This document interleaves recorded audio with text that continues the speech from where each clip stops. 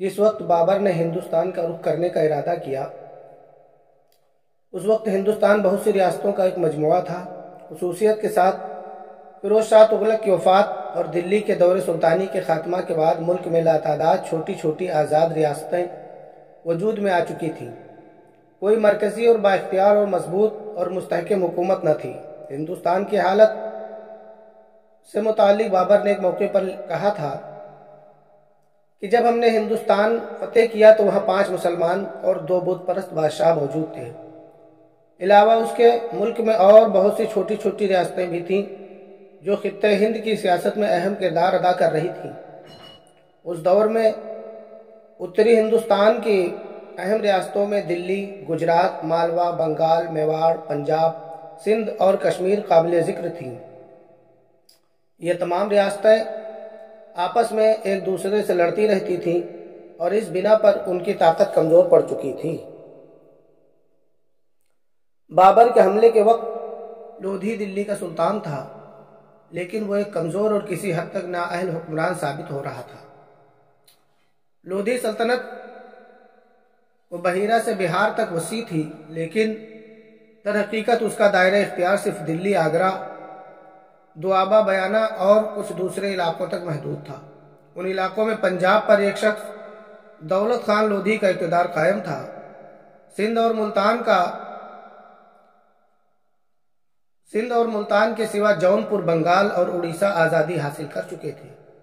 اس طرح ابراہیم لودھی کی حکومت برائے نام رہ گئی تھی۔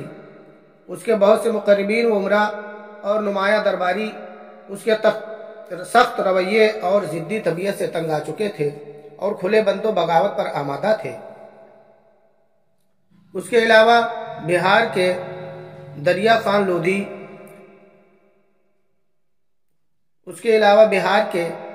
لودھی نے مرکز کے خلاف بغاوت کر رکھی تھی۔ میواڑ کے رانا سنگرام سنگھ نے بھی ابراہیم لودھی کو تخت سے محروم کرنے اور دلی پر اپنا قبضہ قائم کرنے کے منصوبے بنا رکھے تھے۔ چنانچہ انہی سازشوں کے باعث دلی کی سلطانی انتہائی کمزور پڑ گئی تھی اور حالات ناسازگار تھے۔ دوسری طرف مسلمان ریاست گجرات تھی، جہاں سلطان محمد مظفر شاہ ثانی کا اقتدار قائم تھا۔ سلطان محمد مظفر شاہ ثانی نے اپنی ریاست کو کافی وسعت دے رکھی تھی اور مالوا کے بہت سے علاقے بھی اس میں شامل کر لیے تھے۔ اس نے رانا سانگا، جس کو سنگرام سنگھ بھی کہتے تھے، اس کی بڑھتی ہوئی طاقت کا مقابلہ کیا اور اس کو شکست دی۔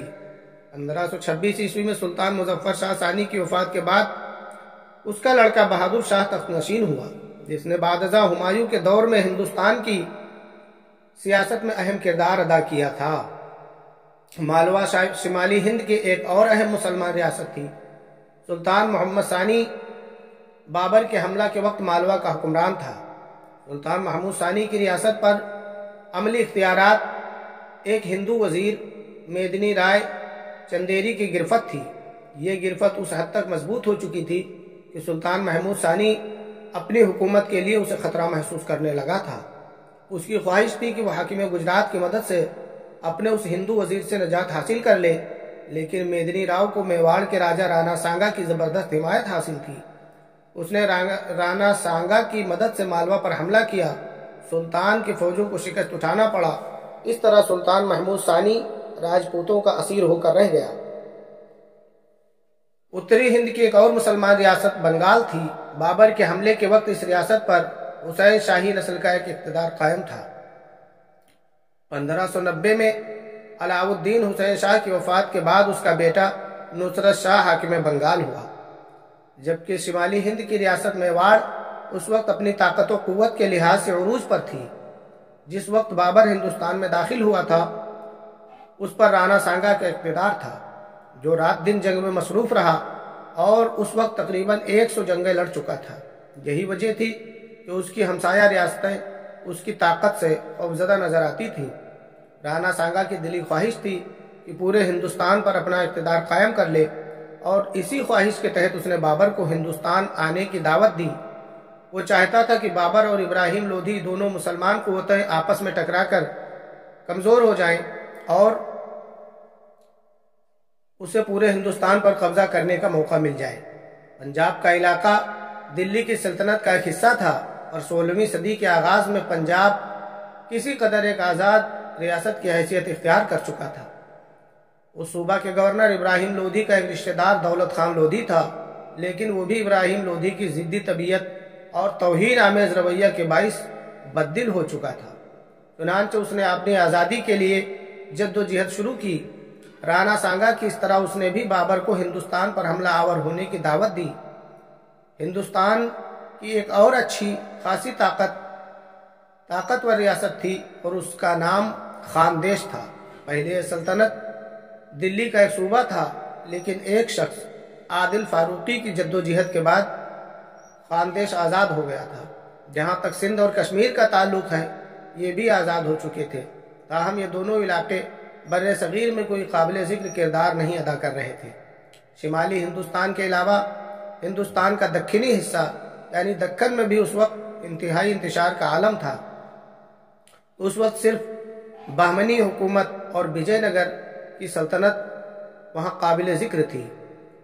بہمنی حکومت دکن کی ایک نمایاں اور اہم مسلمان ریاست تھی۔ 16ویں صدی کے آغاز میں اس کا زوال آ چکا تھا اور ایک سلطنت کی جگہ وہاں بھی 5 حکومتیں جنم لے چکی تھی، جو احمد نگر کے نظام شاہی حکومت کے علاوہ بیجاپور کے عادل شاہ، گولکنڈہ کے اماد شاہ اور بیدار کے برید شاہ کی حکومت پر مشتمل تھی۔ یہ تمام ریاستیں بروقت ایک دوسرے کے خلاف برسر پیکار تھیں اور ایک ریاست وجے نگر نام کی تھی۔ یہاں پر ایک شخص کشن دیو کی حکومت تھی اور وجے نگر کی یہ ریاست بھی طاقت کے اعتبار سے مضبوط ترین ریاست خیال کی جاتی تھی۔ اس اعتبار سے بابر کے حملے کے وقت ہندوستان پر کوئی مرکزی اور مضبوط حکومت قائم نہ تھی۔ پورا ملک مختلف ریاستوں اور منقسم تھا۔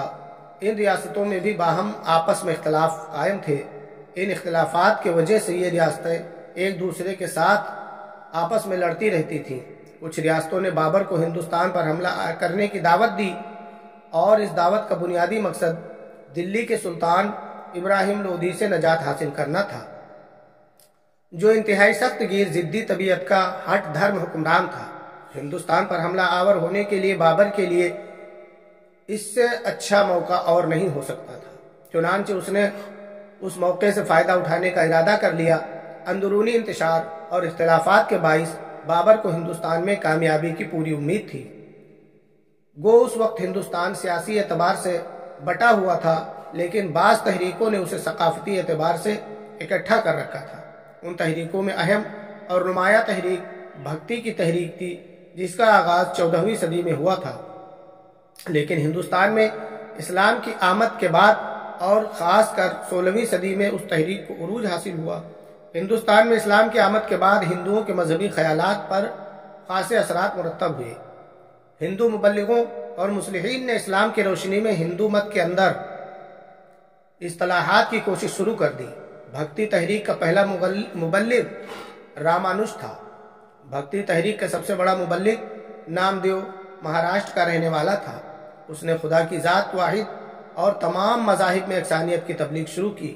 اس کا کہنا تھا کہ ہندو مت اور اسلام کے درمیان کوئی فرق نہیں، کیونکہ بھکتی تحریک جات پات کے اعتبار کو روا نہ رکھتی تھی۔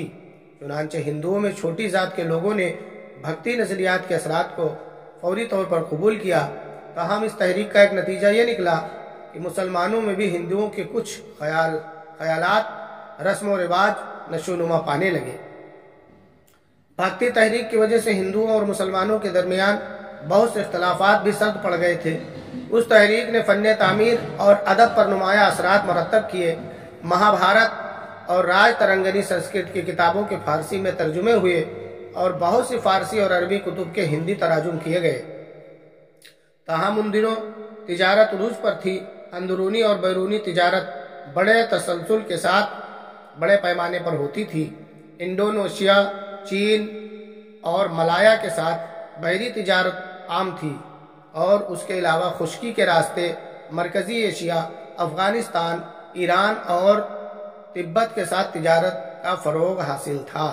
اس موقع پر ہندوستان سے متعلق بابر خود کہتا ہے کہ یہاں کے لوگوں کا عام معیار زندگی بلند نہ تھا، لیکن بالائی و متوسط طبقہ اور عمرہ عشرت کی زندگی گزار رہے تھے۔ جہاں تک اس وقت کے ہندوستان کے لشکریوں کے تعداد کا تعلق تھا وہ فنون حرب میں کسی سے کم نہ تھے، تاہم ان کے پاس اسلحہ و تنظیم اور تربیت کی کمی تھی، اور اس کمی اور کوتاہی سے فائدہ اٹھا کر بابر نے ہندوستان پر حملہ آور ہونے اور قبضہ کرنے کا تہیہ کر لیا۔ ان حالات کو دیکھتے ہوئے 1505 میں بابر نے ہندوستان کا رخ کیا۔ اس نے بدام، چشمہ، کونا پور اور جمرود کے راستے پہلا حملہ کیا اور دریائے سندھ کے مغرب میں کوہاٹ اور ڈیرہ اسماعیل خان تک چڑھائی کر دی۔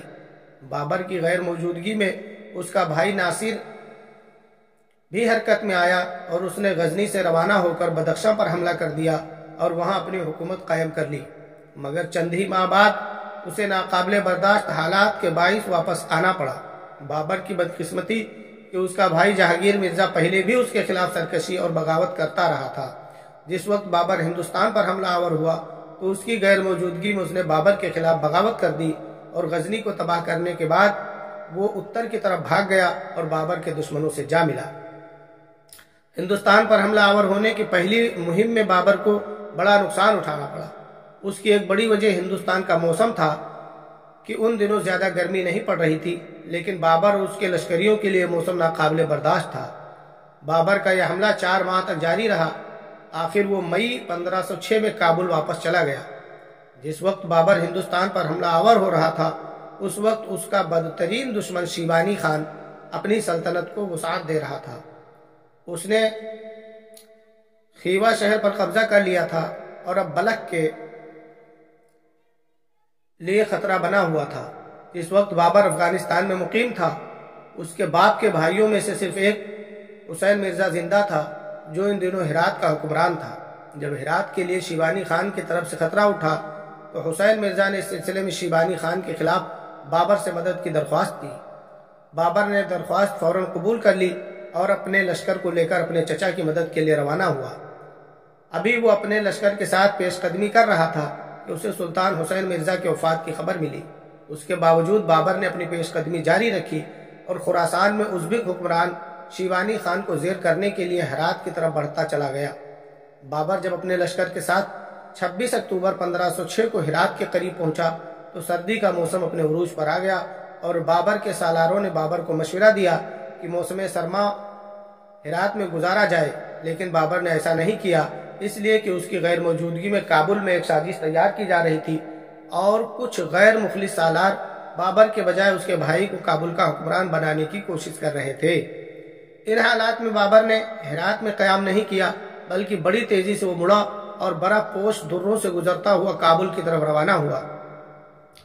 راستے میں وہ ہزارہ قبائل پر بھی حملے کرتا رہا۔ اس طرح بڑی برق رفتاری سے کابل میں اٹھنے والی سازش کو اس نے ناکام بنا دیا۔ دوسری طرف شیبانی خان خراسان پر حملہ کرنے کے لیے سمرقند سے روانہ ہوا اور جون 1507 میں اس نے ہرات پر قبضہ کر لیا۔ ہرات کے اندر کوئی ایسی قوت نہ تھی جو شہر کا دفاع کرتی، لہذا ہرات شیبانی خان کے قبضے میں چلا گیا۔ شیبانی خان اب قندھار کے انتہائی عسکری اہمیت کے پیش نظر اس پر بھی نگاہیں جمائے ہوئے تھا، لیکن بابر بھی چاہتا تھا کہ قندھار پر قبضہ کرے۔ جس وقت ہرات پر شیبانی خان کا قبضہ ہو گیا تو قندھار کے حکمرانوں نے شیبانی کے خلاف بابر سے مدد کی درخواست کی، لیکن جو ہی بابر نے ان کی مدد کے لیے اقدامات کا آغاز کیا تب قندھار کے ارغون حکمران بابر کے خلاف ہو گئے۔ بابر بڑی تیزی سے قندھار کی طرف بڑھا جہاں کابل سے نکلنے والا مقیم خان اور اس کا بھائی شاہ بیگ مقیم تھے۔ بابر ان پر حملہ آور ہوا اور انہیں بھاگ جانے پر مجبور کر دیا۔ اسی دوران بابر کو خبر ملی کہ شیبانی خان قندھار کا محاصرہ کرنے کے لیے بڑی تیزی سے پیش قدمی کر رہا ہے۔ بابر اس موقع پر شیبانی خان کا مقابلہ نہیں کرنا چاہتا تھا، لہذا قندھار کو اس نے اپنے حال پر چھوڑا اور اپنے لشکر کو لے کر کابل کی طرف بڑھا۔ اس نے پھر ہندوستان پر حملہ آور ہونے کا فیصلہ کیا۔ شیبانی خان آندھی اور طوفان کی طرح قندھار کے قریب آیا اور قندھار پر حملہ آور ہوا۔ قندھار میں کوئی ایسی طاقت نہ تھی جو اس کا مقابلہ کرتی۔ شیبانی خان قندھار پر قبضہ کرنے کے قریب ہی تھا کہ اسے اپنے لشکر کے ساتھ واپس جانا پڑا، اس لیے کہ انہی دنوں اس کے کچھ قاصد اس کے پاس آئے اور اسے اطلاع دی کہ اس کی غیر موجودگی میں اس کے کچھ غیر ذمہ دار سرداروں نے اس کے خلاف بغاوت کر دی ہے۔ بابر اتنی دیر تک اپنے لشکر کے ساتھ کابل پہنچ چکا تھا۔ اسی دوران اسے خبر ہوئی کہ قندھار پر قبضہ کیے بغیر شیبانی خان واپس چلا گیا ہے۔ تب وہ ہندوستان پر حملہ آور نہیں ہوا، کابل میں ہی قیام کیا اور حالات کا جائزہ لینے لگا۔ جب اسے خبر ملی کہ شیبانی خان واقعی قندھار کا قبضہ کیے بغیر واپس چلا گیا ہے تو اس نے سکھ اور سکون کا سانس لیا۔ اپریل 1509 سے 1510 عیسوی تک کے حالات پھر بابر کے حق میں ہو گئے۔ اس دوران وہ بڑی خاموشی اور سکون کے ساتھ کابل میں مقیم رہا۔ 1510 عیسوی میں بابر کی خوش قسمتی کی شیبانی خان اور ایران کے بادشاہ اسماعیل صفوی کے درمیان جھڑپیں شروع ہو گئیں، چونکہ دونوں کے خلاف وسیع اختلافات رونما ہو گئے تھے، اور انہی اختلافات کی وجہ سے شیبانی خان اور اسماعیل صفوی کے درمیان 2 دسمبر 1510 کو مرو کے مقام پر فیصلہ کن جنگ ہوئی، اور اس موقع پر بابر کی ہمدردیاں ایران کے بادشاہ اسماعیل صفوی کے ساتھ تھیں۔ اس لیے شیبانی خان نے اسے وسط ایشیا سے نکال کر باہر کیا تھا۔ گو شیبانی خان کے ہاتھوں خراسان کی فتح ازبکوں کے کرمان میں داخلے کے بعد اسماعیل صفوی کی فتح ناممکن نظر نہیں آتی تھی، لیکن مرو کے مقام پر لڑی جانے والی جنگ میں شیبانی خان کے بجائے قسمت نے اسماعیل صفوی کا ساتھ دیا، اور اس جنگ میں شیبانی خان مارا گیا اور ایران کا بادشاہ اسماعیل صفوی کامیاب رہا۔ شیبانی خان کے وفات کے بعد بابر کی بہن جو شیبانی خان کی بیوہ تھی وہ ایران کے بادشاہ اسماعیل کے ہاتھوں میں قید ہوئی۔ اسماعیل نے اس کا احترام کیا اور اسے بابر کے پاس بھیج دیا۔ اس طرح بابر کو اپنی بہن بھی مل گئی، ساتھ ہی ایران کے بادشاہ اسماعیل صفوی کے ساتھ بابر کے تعلقات بھی دوستانہ ہو گئے۔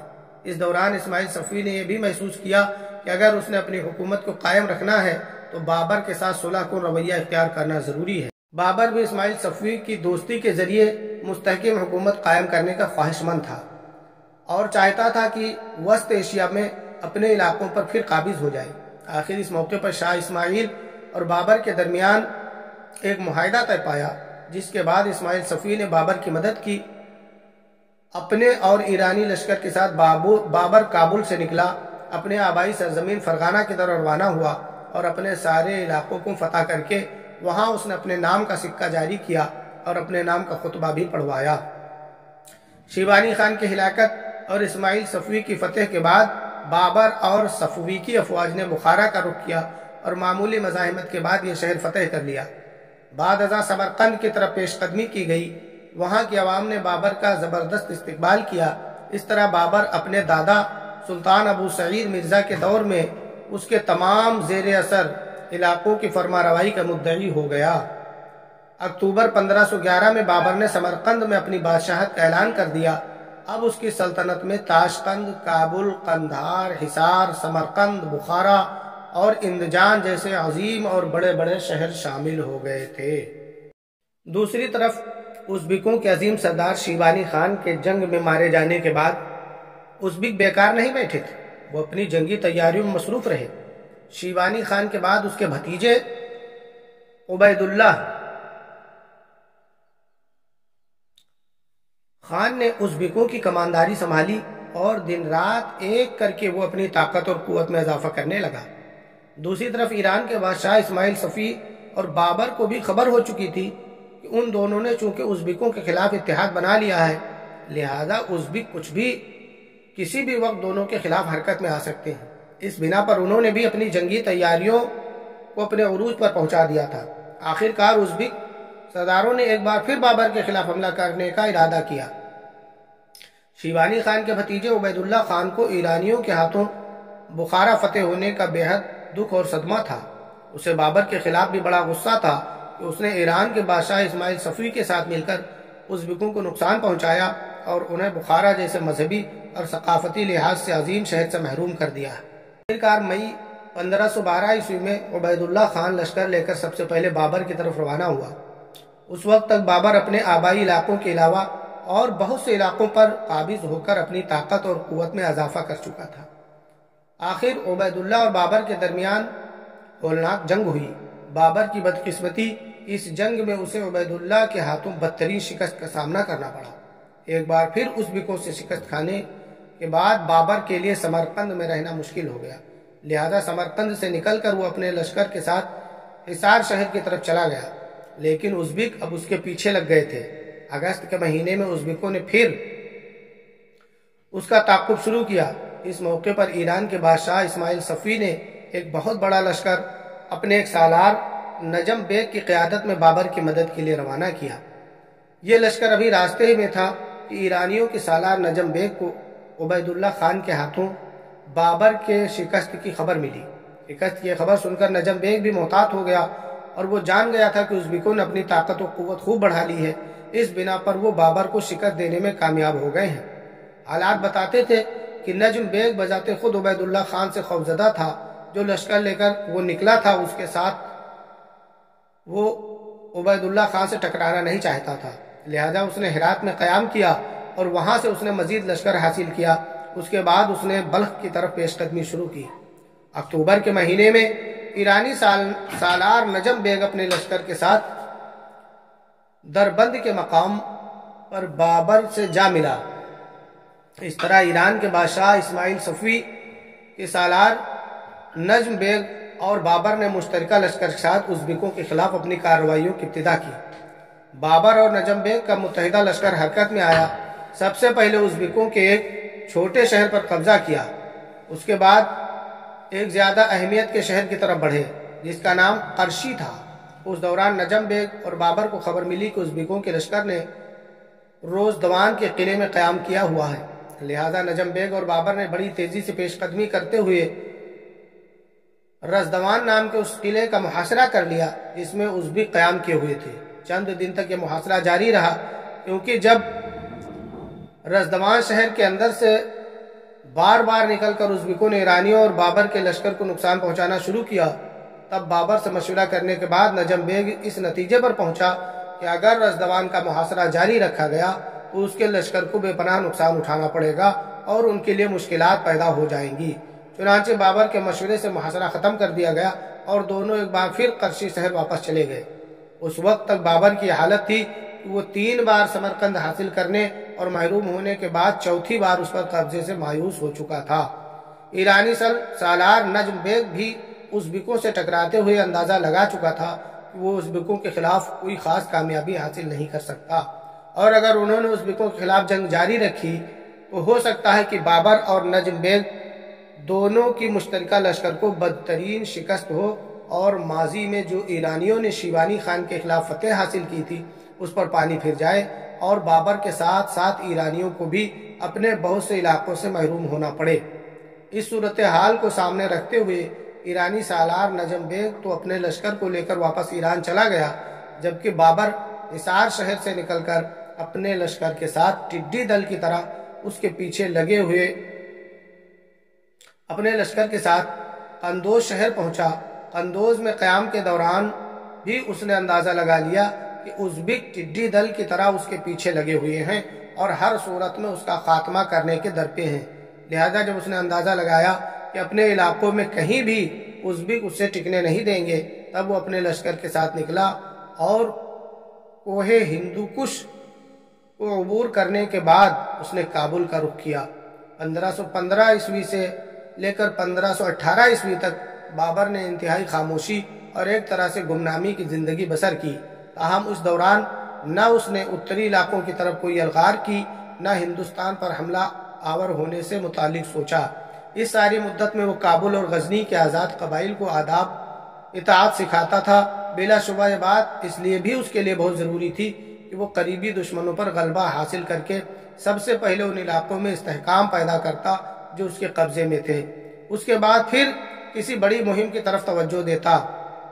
اس طرح بابر نے دن رات ایک کر کے غزنی، کابل اور آس پاس کے علاقوں پر حملہ آور ہو کر وہاں پر اپنی حالت کو مضبوط اور مستحکم کرنا شروع کر دیا تھا۔ ظہیر الدین بابر نے افغانستان میں اپنی حالت کو مضبوط کرنے کے بعد پھر ہندوستان پر حملہ آور ہونے کا ارادہ کیا۔ مورخین کے مطابق بابر نے ہندوستان پر 5 بار حملہ کیا، لیکن بعض مورخین کہتے ہیں کہ 5 کے بجائے بابر نے 4 بار ہندوستان پر حملہ کیا۔ خود بابر اپنی سوانح میں لکھتا ہے کہ اس نے 5 مہمات کا اشارہ کیا۔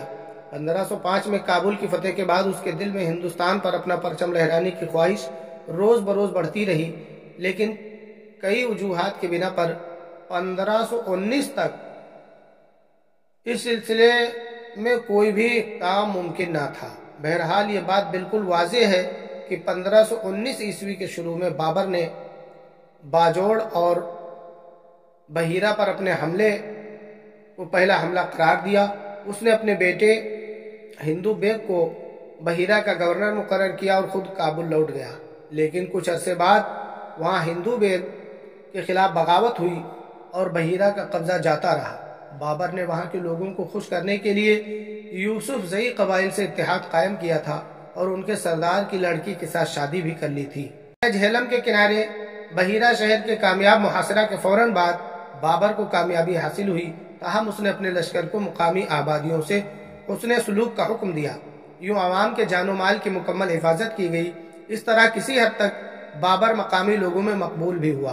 بابر اپنی سوانح حیات میں ہندوستان کے خلاف مہمات کے سلسلے میں کچھ یوں لکھتا ہے کہ اس وقت سے اب تک ہم نے ہندوستان پر 5 بار فوج کشی کی اور اس مقصد کے لیے محنت شاقہ سے کام لیا، حتیٰ کہ 5ویں بار ہمیں ہندوستان پر قبضہ حاصل کرنے اور فتح مند ہونے میں کامیابی حاصل ہوئی۔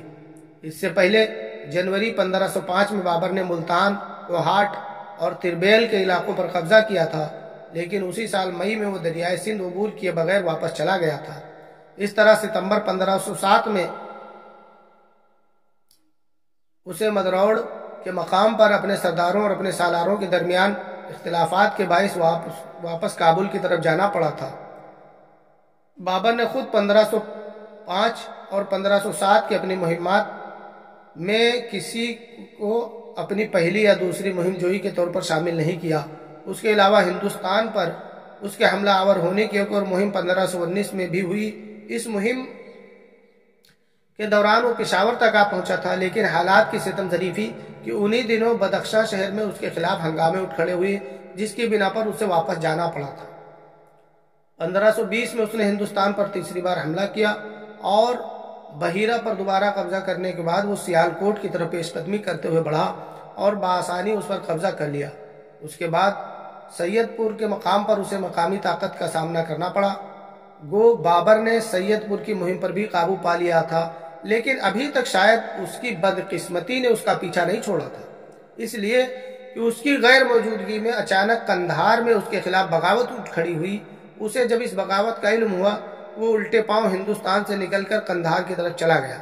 کہتے ہیں 1524 میں بابر نے ہندوستان پر چوتھی بار لشکر کشی کی۔ اس بار پنجاب کے حاکم دولت خان لودھی نے اسے حملہ آور ہونے کی دعوت دی تھی، کیونکہ دلی کے سلطان ابراہیم لودھی کے ساتھ اس کے تعلقات سخت خراب تھے۔ پنجاب کے دولت خان لودھی کی طرف سے بابر کو حملے کی دعوت کے باعث ہی ہندوستان میں سلطنت مغلیہ کے قیام میں سہولتیں میسر آئیں۔ دولت خان لودھی نے بابر کو یہ دعوت ابراہیم لودھی کے بدترین رویے کی وجہ سے دی تھی۔ دولت خان لودھی کے علاوہ ہندوستان میں ابراہیم لودھی کے خلاف اور بہت سے دشمن اور مخالفین پیدا ہو چکے تھے۔ اس کی حکومت کے بیشتر حصوں میں بغاوت ہو چکی تھی۔ اس کے تمام رشتہ دار اس کے خلاف تھے، لیکن اس کے بدترین دشمنوں میں سر فہرست پنجاب کا حکمران دولت خان اور خود ابراہیم لودھی کا چچا عالم خان تھے۔ عالم خان نے تو گجرات کے سلطان مظفر کے پاس جا کر پناہ لے لی تھی اور ابراہیم لودھی کے خلاف کارروائی میں مصروف تھا۔ ابراہیم لودھی کے خلاف اس کے مختلف صوبوں کے والیوں کی مخالفت بھی تھی۔ مورخین کہتے ہیں کہ گوالیار فتح کرنے کے بعد دلی کے بادشاہ ابراہیم لودھی جوانی کے غرور اور فتح کے نشے میں بدمزاج ہو گیا تھا اور بغیر کسی وجہ کے ایک دم ان عمرہ کے خلاف ہو گیا جو اس کے باپ کے دور سے ان کی خدمت کر رہے تھے۔ ان سے بدسلوکی سے پیش آتا، چھوٹی چھوٹی باتوں پر انہیں سزائیں دینے لگا، جس کے باعث سالار اور سرکردہ لوگ اس سے بدظن ہونے لگے۔ اس پر اس نے بعض کو قید میں ڈال دیا، بعض کو بڑی بڑی سزائیں دی۔ اس کے چند بہترین سالار، جن میں میاں بہو حسین محمد میاں معروف و اسلام خان اور اس کا چچا عالم خان شامل تھے، وہ سب اس کے خلاف ہو گئے۔ حالانکہ ابراہیم لودھی کے باپ سکندر لودھی کے دور میں انہوں نے اعلیٰ خدمات انجام دی تھیں۔ جہاں تک میاں بہو کا تعلق ہے تو اس نے لگ بھگ 28 سال تک ابراہیم لودھی کے باپ سکندر لودھی کی سلطنت میں با اختیار وزیر کی حیثیت سے خدمات انجام دی تھی۔ اسی میاں بہوا کو بدمزاج ابراہیم لودھی نے زنجیروں میں جکڑ کر کاکڑ کے سپرد کر دیا۔ اس نے بعض حاسدوں کے کہنے پر اس کے اور بعض دیگر عمرہ کے لیے ایک ایسا ایوان تیار کروایا کہ جس کے نیچے ایک تہخانہ بنایا گیا تھا۔ 2 مہینوں کے بعد جب یہ تہخانہ خشک ہو گیا تو اسے پوشیدہ طور پر بارود کی تھیلیوں سے بھر دیا گیا۔ اس کے بعد اس بدبخت ابراہیم لودھی نے میاں بہوا اور دیگر عمرہ کو جو اس کے خلاف ہو گئے تھے اور جن کو وہ ٹھکانے لگانا چاہتا تھا قید سے رہا کر دیا اور انہیں خلعت عطا کر کے ان کی دلجوئی کی انعامات و عنایات سے خوش کر دیا تاکہ ان کے دل سے خوف دور ہو جائے۔ ایک دن ان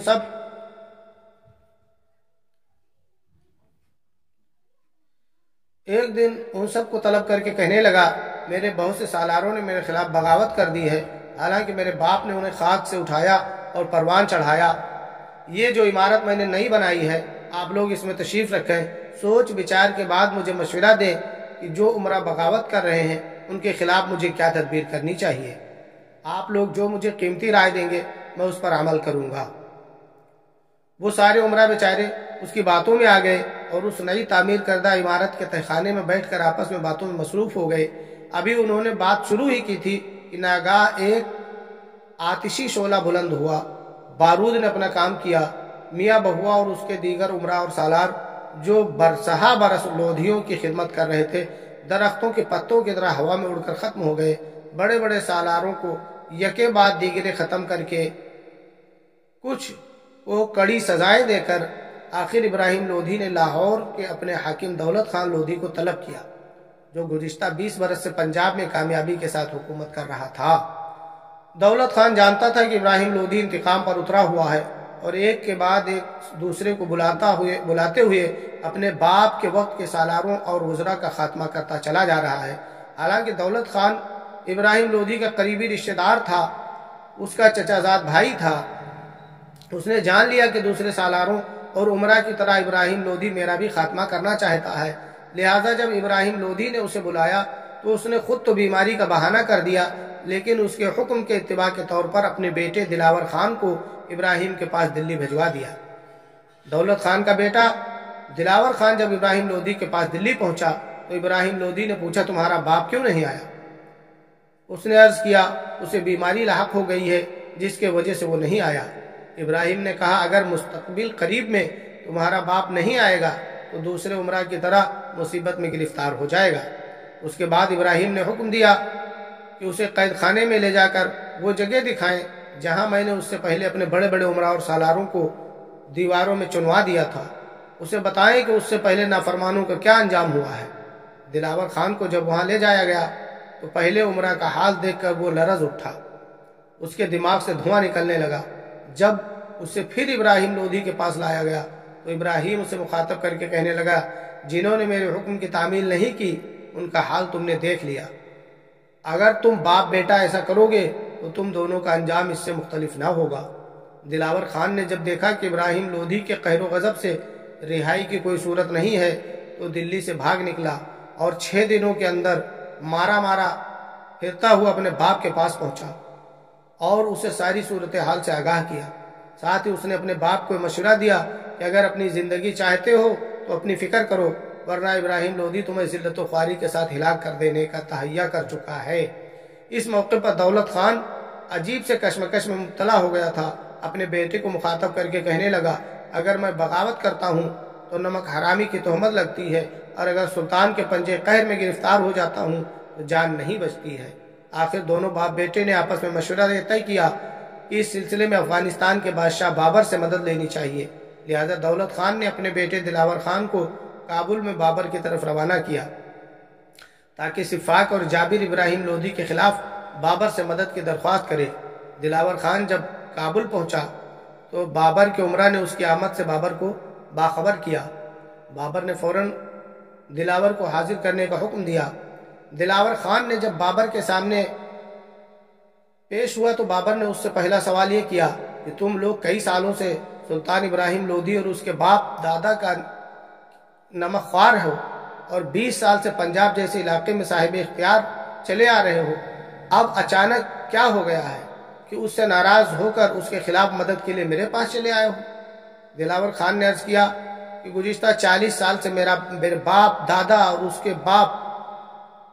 اس کے باپ کے لیے جانثاری کرتے آئے، انہوں نے اس کی سلطنت کی بنیاد مضبوط کر دی، اور اب سلطان ابراہیم اپنے باپ کے عمرہ سے بدسلوکی کر رہا ہے۔ اب تک وہ اپنی سلطنت کے 23 بڑے عمرہ جو سلطنت کے ستون اور بنیاد خیال کیے جاتے تھے بے گناہ قتل کر چکا ہے، بعض کو دیواروں میں چنوا چکا ہے اور بعض کو آگ میں زندہ جلا چکا ہے، اور جو عمرہ اور سرکردہ سالار زندہ ہیں وہ دعائیں مانگ رہے ہیں کہ کوئی بیرونی طاقت حملہ آور ہو اور انہیں ابراہیم کے مظالم سے نجات دلائے۔ اور اس سلسلے میں حاضر ہوا ہوں۔ دلاور خان نے یہ بھی بتایا کہ اسے اس کے باپ دولت خان نے، جو پنجاب کا حاکم ہے، ابراہیم لودھی کے خلاف آپ کی مدد حاصل کرنے کے لیے روانہ کیا ہے۔ بابر نے فی الفور دلاور خان کو کوئی جواب نہیں دیا، اسے اپنے پاس قیام کرنے کے لیے کہا، اس لیے کہ بابر ان دنوں اپنے بیٹے مرزا کامران کی شادی کی تیاری میں مصروف تھا۔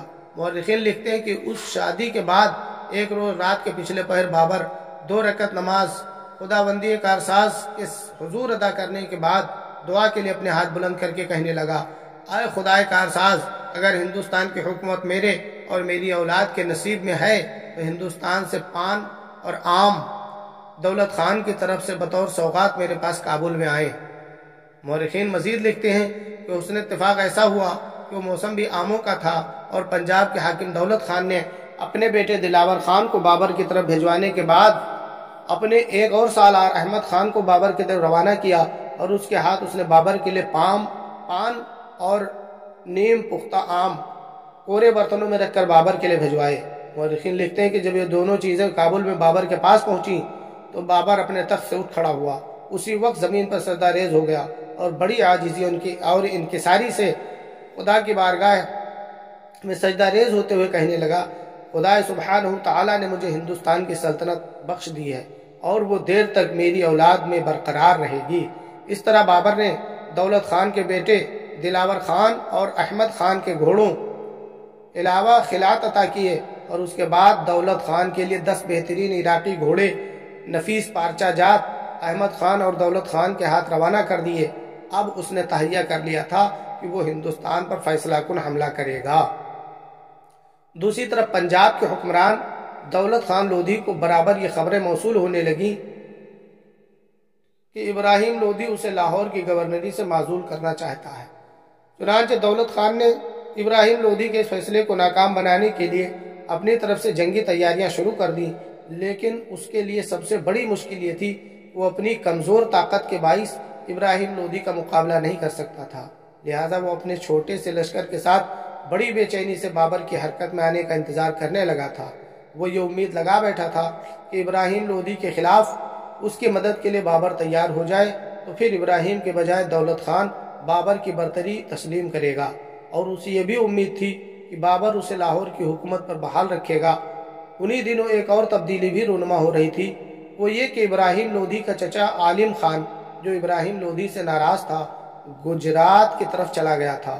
وہ بھی انہی دنوں کابل میں ظہیر الدین بابر کی خدمت میں حاضر ہوا، اور اس نے بابر سے عرض کی کہ اس کا بھتیجا ابراہیم لودھی ایک انتہا درجے کا ظالم ستم گر انسان ہے، لوگ اس سے نالاں اور ناخوش ہیں، لہٰذا ابراہیم لودھی کے بجائے وہ خود دلی کی سلطنت کا حکمران بننا چاہتا ہے۔ اس نے ظہیر الدین بابر سے بھی التجا کی کہ اسے دلی کی سلطنت کا سربراہ بننے میں مدد کرے۔